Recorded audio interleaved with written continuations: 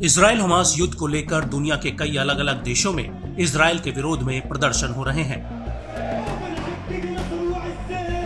कई मुस्लिम देशों ने इजराइल के खिलाफ मोर्चा खोल रखा है।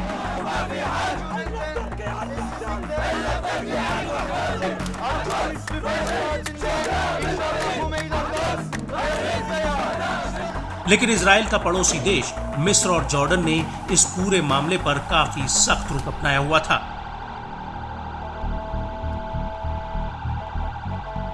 लेकिन अब ऐसा लग रहा है कि गाजा के मुद्दे पर जॉर्डन में एक नया बवाल खड़ा हो गया है।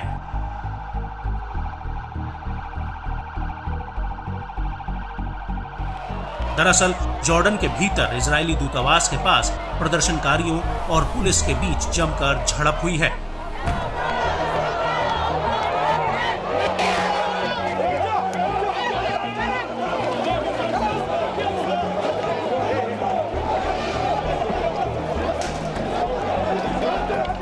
ये प्रदर्शनकारी इजरायली दूतावास की तरफ कूच कर रहे थे, लेकिन जॉर्डन की एंटी दंगा विरोधी यूनिट ने इन्हें रोक दिया।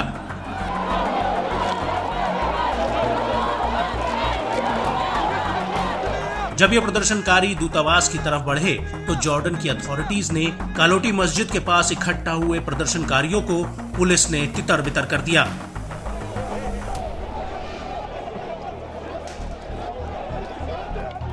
लेकिन इस दौरान पुलिस और प्रदर्शनकारियों के बीच जमकर झड़प हुई। इस घटना के प्रत्यक्षदर्शियों का कहना है कि कई प्रदर्शनकारियों को पुलिस ने पीटा और कईयों को गिरफ्तार कर लिया, क्योंकि ये सभी पुलिस की घेराबंदी तोड़कर इजरायली दूतावास की तरफ बढ़ रहे थे।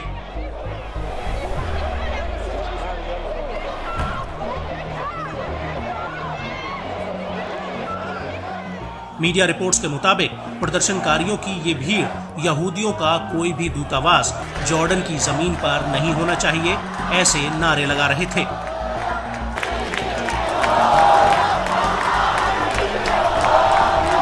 आपको बता दें कि इससे पहले भी जॉर्डन के भीतर इजराइल के खिलाफ प्रदर्शन हुए हैं।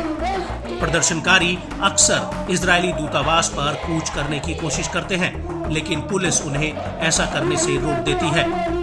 हालांकि पुलिस का कहना है कि वो प्रदर्शनकारियों को इजरायली दूतावास पर तोड़फोड़ करने की अनुमति नहीं दे सकती।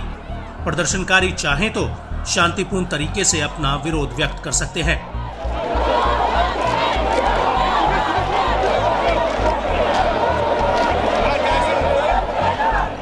यहां पर आपको ये भी बता दें कि जॉर्डन की एयरफोर्स ने हाल ही में गाजा में मदद पहुंचाई थी।